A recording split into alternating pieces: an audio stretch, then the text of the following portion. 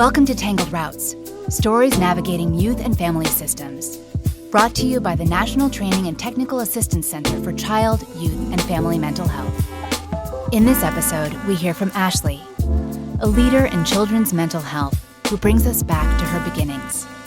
Through the lens of her own lived experience, Ashley opens up about perfectionism, silence, survival, and the windy path toward healing. This is a story about growing up in a small town without tools or language for mental health, and learning over time how to build both. Please be aware that this episode includes discussion of suicide. Listener discretion is advised. My name is Ashley Singleton. I am Senior Project Manager at the National Training and Technical Assistance Center for Child, Youth, and Family Mental Health, or NTAC for short. I'm from a small town in South Carolina. Walmart was the biggest employer. We had a couple of factories that eventually shut down, one high school, two middle schools. We did have more than one red light, but not by much.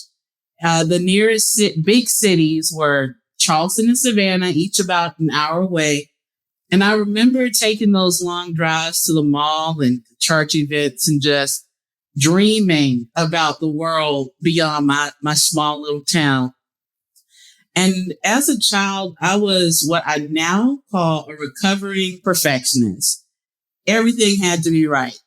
Everything had to look right. It felt like being good and doing things perfectly was the way I earned love. So I tried, and y'all, I tried so hard.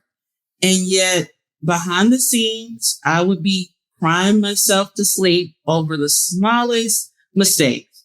I believed that I wasn't good enough. And when I look back, I realized I didn't have coping mechanisms. There were no tools, no conversations about mental health, no real guidance for how to sit with pain or uncertainty. Just this really loud, invisible rule: get it right or you're not worthy. And that belief became heavy, like a heavy weight. And eventually it became life-threatening. On the outside, I seemed fine. I smiled. I did well in school. I was the good kid. But again, on the inside, there was this enormous pressure and confusion, these spiraling thoughts that led me to attempt to take my own life. And the nearest resources, they weren't in town. There was only one behavioral health center. And if anybody saw your car, your parents' car parked there, the gossip would spread fast. So my parents drove me over an hour away to Charleston every week, over and over again, so I could see my very first therapist. And throughout my life, I kept going. I've seen therapists at many different points. And even now, therapy is a big part of how I care for myself. I'll never forget what happened after I was treated at the hospital for my suicide attempt. One of the staff, someone who had just cared for me, called my best friend's mom and told her that I might be a bad influence because I tried to take my own life. I can't believe an adult would say something like that, especially someone in a position of care. But my best friend and her family, they didn't turn away. You know, my friend sat me down, looked me in the eyes, and asked me, "Are you okay?" She told me that she was there for me no matter what. And that moment, it still brings tears to my eyes. That kind of gentleness, it mattered, and it still does. I really wish I could tell you that the story ends there, but the truth is I continue to struggle. Not in the same way, not the same severity, but the thoughts, the shame, embarrassment, feeling like I'm not enough, it doesn't disappear overnight. Healing is ongoing. And every day I still have to unlearn the lies, and they were lies, the lies that I believed as a child, that mistakes make me unworthy, that I need external validation to deserve love or life. And every day I remind myself, I deserve to be here. I am not defined by right or wrong. I am still learning. And that's enough. That is enough. So I know this podcast, it often highlights these big triumphant stories with a big win at the end.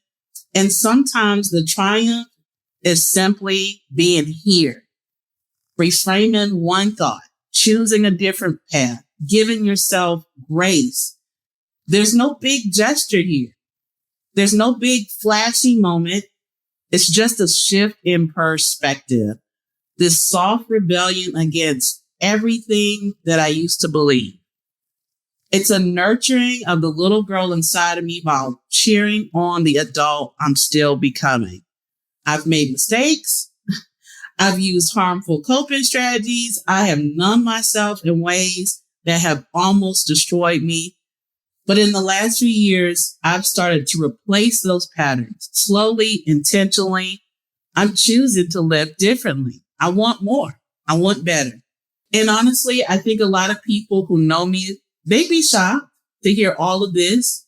I'm the upbeat one. I'm the positive one. I'm the one people probably look at and see as successful. But those folks, they don't see the internal work, the intentional effort it takes to silence the spirals and choose compassion instead of criticism. I share my story because someone out there might need to hear it. You don't need a perfect ending. You don't need to have it all figured out. If you're still breathing, still trying, still choosing to show up, that's enough. I'm just so grateful and thankful that this isn't the end of my story. I'm still writing it, and I'm super proud of the person I'm becoming. Thank you for listening to Ashley's story on Tangled Routes, Stories Navigating Youth and Family Systems. Ashley invites us to make room for the stories that aren't polished, for the survivors who are still unlearning, for the joy of simply choosing a new way to live, even without a perfect ending in sight. If you're listening and carrying your own quiet battles, let this episode be a reminder. Your life matters, and every breath, every effort to keep going is the win. If you or someone you know is struggling with thoughts of suicide, please call 988. Visit the NTAC website or check out the show notes for resources on suicide prevention and healing-centered practices. NTAC supports children, youth, and families living with mental health needs by promoting access to evidence-based and community-driven solutions. We create spaces for providers and leaders to learn, grow, and build a national support network. This podcast series was prepared for NTAC under a cooperative agreement from the U.S. Department of Health and Human Services, HHS. This event is supported by HHS as part of a Financial Assistance Award, SM 20008, over 5 years, 2020 through 2025, and 100% funded by HHS. The contents and views shared during each session are those of the speaker or speakers and do not necessarily represent the official views of, nor an endorsement by, HHS or the U.S. government.